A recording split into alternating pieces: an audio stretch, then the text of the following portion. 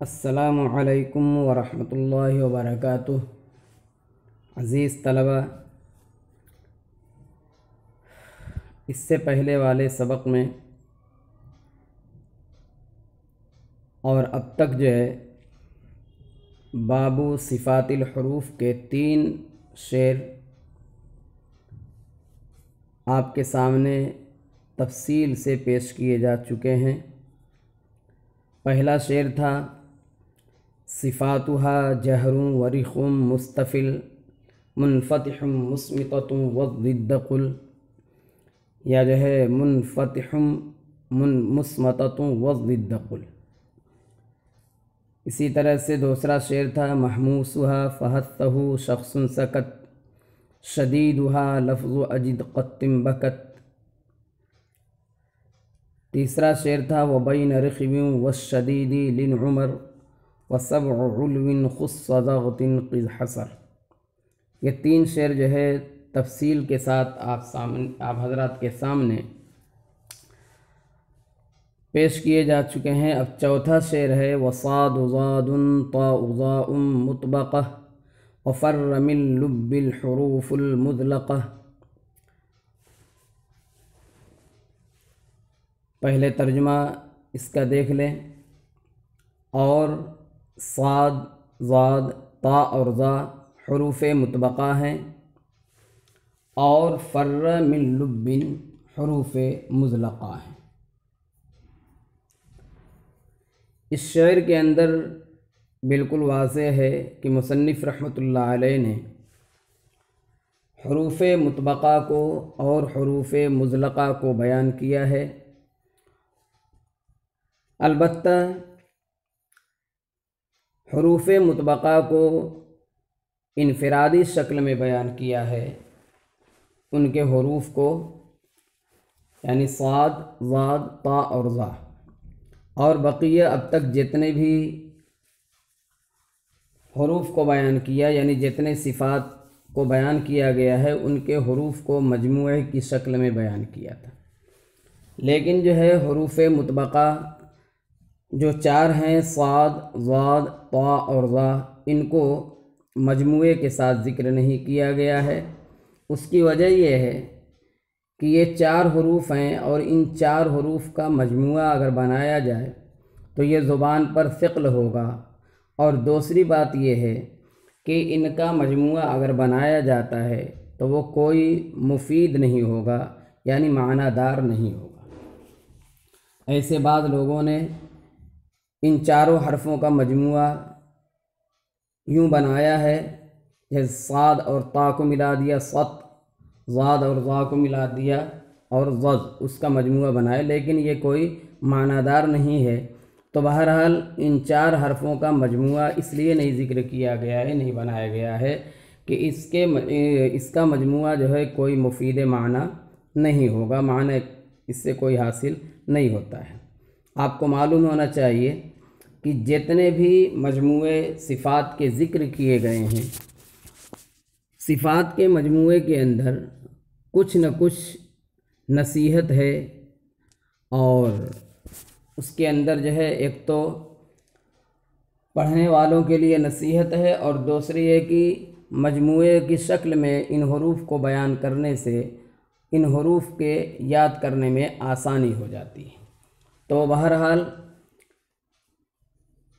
آخر میں آپ کے سامنے انشاءاللہ تمام حروف جتنے مجموعے کی شکل میں ذکر کیے گئے ہیں، تمام صفات کے حروف جتنے ہیں، جہر سے لے کر کے آپ کے اطلاق تک، سب کو جو ہے بتلا دیا جائے گا، تاکہ آپ کو بھی فائدہ ہو اور اس سے نصیحت حاصل کرنے والے نصیحت حاصل کریں۔ بہرحال اصل مسئلہ یہ ہے کہ ہمیں جو ہے صفت کی تعریف اور اس کا لغوی معنی اور اس کا جو ہے اصطلاحی معنی، یعنی اصطلاحی تعریف اچھی طرح سے معلوم ہونی چاہیے۔ تو اب جو ہے یہ چوتھے جوڑے کا اصطلاحی معنی اور لغوی معنی بیان کیا جاتا ہے۔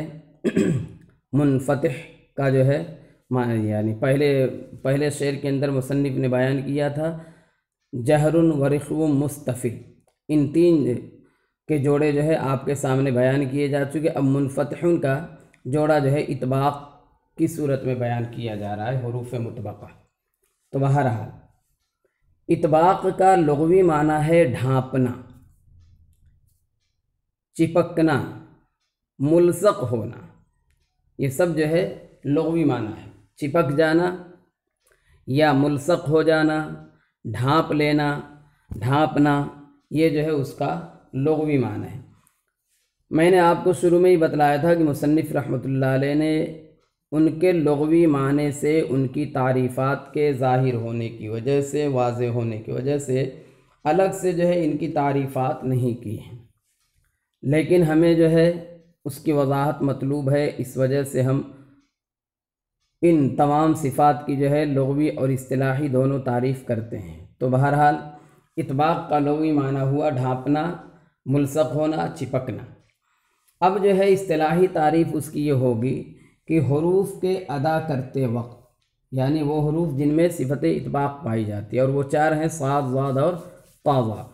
حروف کے ادا کرتے وقت زبان کے درمیانی حصے کا اوپر کے تالو کو ڈھانپ لینا۔ حروف کے ادا کرتے وقت زبان کے درمیانی حصے کا اوپر کے تالو کو ڈھانپ لینا۔ ایسے حروف جو ہے چار ہیں، صاد، ضاد، طا اور ظا۔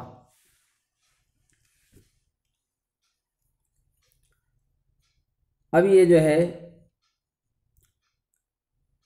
زبان کا بیچ جو ہے اوپر کے تالو کو ڈھانپتا ہے، اور اس کے پہلے آپ نے پڑھا تھا حروف مستعلیہ جو 7 تھے، خصہ، ضغطن، قز، اس میں بھی جو ہے یہ صاد، ضاد، طا، ظا آ چکے ہیں۔ تو اب جو ہے ظاہر سی بات ہے کہ صاد، ضاد، طا اور ظا میں دو صفت جو ہے استعلاء کی، یعنی تفخیم والی دو صفت پائی جاتی ہے پر ہونے کی، اور خا، غین اور قاف کے اندر جو ہے صرف صفت استعلاء ہی پائی جاتی ہے جو تفخیم کا سبب ہے۔ تو ان دونوں کی تفخیم کے اندر فرق ہونا ظاہر ہے۔ تو اب یہ حروف مفخمہ میں تفخیم کی ترتیب کیا ہے اور کیوں ہے؟ تو اولاً تو آپ کو یہ جاننا چاہیے کہ حروف مفخمہ یعنی خصہ، ضغطن، قز، یہ حروف مفخمہ کہلاتے ہیں، حروف مستعلیہ کہلاتے ہیں۔ حروف مفخمہ جو ہے دو طرح کے ہیں، مستعلیہ مطبقہ، مستعلیہ مطبقہ، اور دوسرے ہیں مستعلیہ غیر مطبقہ۔ اب یہ مستعلیہ مطبقہ جو ہیں یہ مستعلیہ غیر مطبقہ سے زیادہ مفخم ہوتے ہیں۔ پھر اس کے بعد مستعلیہ مطبقہ میں جو 4 حرف ہیں، اس کے پہلے بھی میں نے استعلاء کے بیان میں بھی بیان کیا تھا آپ کو تھوڑا سا، پھر یہاں مزید اور آپ سمجھ لیجئے۔ تو مستعلیہ مطبقہ میں جو 4 حرف ہیں، یعنی صاد، ضاد، طا اور ظا، مستعلیہ مطبقہ میں طا جو ہے سب سے زیادہ قوی ہے، کیونکہ طا کے اندر صفت شدیدہ بھی پائی جاتی ہے۔ اجدو، قطم، بکت کے 8 حرفوں میں سے شدیدہ بھی اس کے اندر جو ہے طا کے اندر پائی جاتی ہے، اس وجہ سے طا جو ہے سب سے زیادہ قوی ہے ان چاروں میں سے۔ اور پھر اس کے بعد جو ہے صاد اور ضاد، یہ چونکہ متوسط ہیں، اس میں جو ہے صفت شدیدہ نہیں پائی جاتی ہے، تو صاد اور ضاد یہ متوسط ہے، اور ظا جو ہے ظا یہ سب سے زیادہ ضعیف ہے۔ تو گویا کہ اس کے 4 حرفوں میں جو ہے تفخیم کی 3 درجے ہوئے۔ پہلا درجہ جو ہے طا کا ہے جو سب سے زیادہ اعلیٰ ہے، اس کی جو ہے تفخیم سب سے زیادہ قوی ہوتی ہے، اور دوسرے نمبر کی تفخیم ہوتی ہے صاد اور ضاد کے اندر، تیسرے درجے کی تفخیم ہوتی ہے ظا کے اندر۔ یہ تو ان 4 حرفوں میں تفخیم بتلائی گئی ہے، یعنی حروف مطبقہ کے۔ اب رہے حروف مستعلیہ غیر مطبقہ، تو غیر مطبقہ میں جو ہے غین، خا اور قاف ہیں۔ تو مستعلیہ غیر مطبقہ میں سب سے زیادہ قوی جو ہے قاف ہے، اور اس کے بعد غین ہے، پھر اس کے بعد جو ہے خا ہے۔ یعنی مستعلیہ مطبقہ کے 4 حرفوں میں سب سے زیادہ قوی جو ہے طا، اور سب سے ضعیف جو ہے ظا، اور بیچ میں جو ہے صاد اور ضاد ہے۔ اور مستعلیہ غیر مطبقہ میں سب سے زیادہ قوی جو ہے قاف ہے، اور سب سے ضعیف جو ہے خا ہے، درمیان میں متوسط بچا غین۔ یہ جو ہے ترتیب ہوگی۔ اب سوال یہ ہوتا ہے کہ یہاں پر جو ہم نے بیان کیا حروف مستعلیہ میں یا حروف مطبقہ میں، تو حروف مستعلیہ اور مطبقہ میں تو زبان جو ہے مستعلی ہوتی ہے، یعنی زبان جو ہے اوپر کو اٹھتی ہے، زبان جو ہے زبان کا بیچ اوپر کے تالو کو چپک جاتا ہے، اوپر کے تالو کو ڈھانپتا ہے۔ تو یہ جو ہے حروف کو کیوں مستعلیہ اور مطبقہ کہتے ہیں؟ یعنی یہ جو استعلا ہے یا اطباق ہے، یہ تو کام جو ہے زبان کا ہے، نہ کہ حروف کا ہے۔ تو زبان کا کام ہے مستعلی ہونا یا مطبق ہونا، یعنی زبان کا کام ہے استعلا اور اطباق۔ تو پھر جو ہے ان حروف کو مستعلیہ اور مطبقہ کیوں کہتے ہیں؟ جواب یہ ہے کہ آپ کا کہنا بالکل صحیح ہے کہ استعلا اور اطباق یہ جو ہے زبان کا عمل ہے یہ، لیکن حروف کو مجازاً یہ نام دیا گیا ہے، اور یہ نام دینا تسمیۃ الحال باسم المحل کی قبیل سے ہے۔ یعنی یہ حروف کی ادائیگی میں ہی جو ہے زبان اوپر کو اٹھتی ہے، یا حروف کی ادائیگی میں ہی جو ہے زبان کا بیچ اوپر کے تالو کو ڈھانپتا ہے۔ تو حروف کی ادائیگی کے لیے ہی ایسا ہوتا ہے، اس وجہ سے ان حروف کا نام ہی رکھ دیا گیا۔ اس کو کہا جاتا ہے تسمیۃ الحال باسم المحل۔ آپ کو استعلا کے بیان میں ایک اعتراض کیا تھا کسی نے کہ ارتفاع اقصائے لسان کی وجہ سے استعلا ہوتا ہے، اور اس کی وجہ سے جو ہے یہ استعلا کی صفت پائی جاتی ہے، اور حروف جو ہے ارتفاع اقصائے لسان کی وجہ سے پر ہوتے ہیں تو ان کو حروف مستعلیہ کہتے ہیں۔ تو وہاں پہ کہا تھا کہ کاف کے اندر بھی استعلاء اقصائے لسان ہوتا ہے، یعنی زبان کی جڑ اوپر کی طرف اٹھتی ہے، تو اس کو مستعلیہ کیوں نہیں شمار کیا گیا؟ تو وہاں پر آپ کو بتلایا گیا تھا کہ استعلا کے لیے جس حصے کا، زبان کے جس حصے کا استعلا کے لیے ارتفاع معتبر ہے، وہ حصہ جو ہے کاف کی ادائیگی میں نہیں اٹھتا، اس وجہ سے اس کو مستعلیہ میں شمار نہیں کیا جاتا۔ تو یہاں پر بھی کوئی صاحب ہیں جو اعتراض کرنے کے لیے کھڑے ہو گئے، کہنے لگے کہ اگر جو ہے حروف مطبقہ کو مطبقہ اس لیے کہتے ہیں کہ زبان کا بیچ اوپر کے تالو کو ڈھانپتا ہے، تو جیم شین یا غیر مدہ جو ہوتے ہیں اس میں بھی تو زبان وسط لسان اور وسط زبان جو ہے اوپر کے تالو کی طرف اٹھتی ہے، تو پھر ان کو مطبقہ کیوں نہیں کہتے؟ تو ان کا جواب ان کے سوال میں ہی ہے، وہ کہتے ہیں کہ وسط لسان اوپر کو اٹھتی ہے،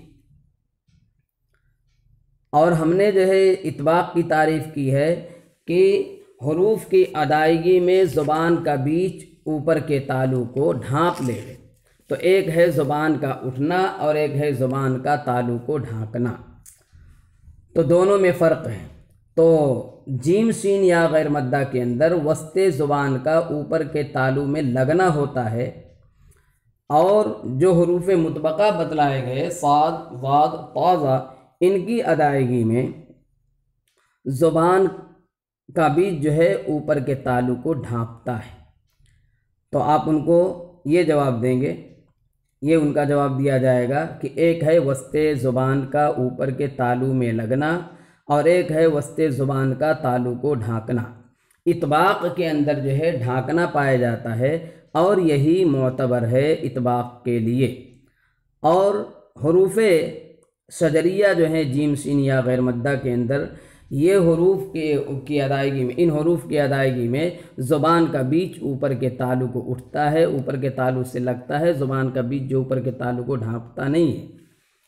تو آپ یہ سمجھیے کہ جس طرح سے کسی برتن کو ڈھکن سے ڈھانکتے ہیں، تو ڈھکن جو ہے کیا کرتا ہے، کنارے کنارے لگتا ہے اور بیچ کا اس کا پورا حصہ جو ہے خالی رہتا ہے، اس کے جو ہے زمین کے حصے میں ڈھکن نہیں لگتا ہے۔ تو اس طرح جو ہے حروف مطبقہ کی ادائیگی میں زبان جو ہے تالو کے چاروں طرف چپک جاتی ہے، اور